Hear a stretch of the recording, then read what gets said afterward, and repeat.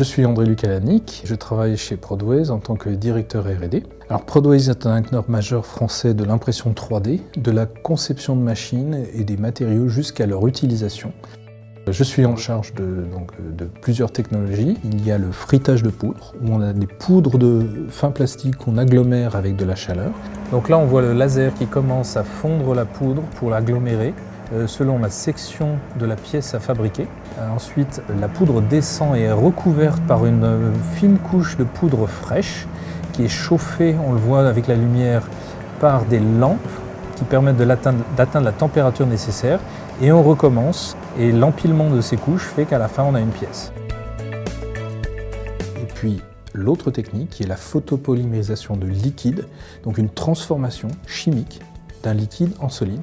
Donc là on voit le racleur qui dépose une très fine couche de liquide juste au-dessus de la pièce en cours de fabrication.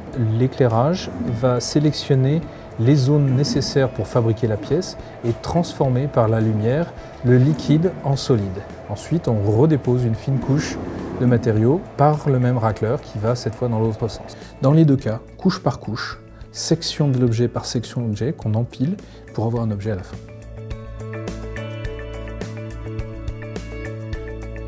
Exemple, une application majeure du frittage de poudre, c'est typiquement le nylon. Donc on va faire des pièces dans différentes variétés de nylon.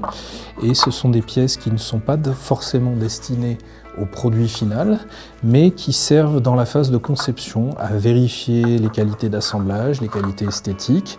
Et donc la liberté de forme que permet l'impression 3D permet très rapidement d'obtenir directement la forme qu'on cherche et de faire des tests sur la pièce finale, réellement fabriquée.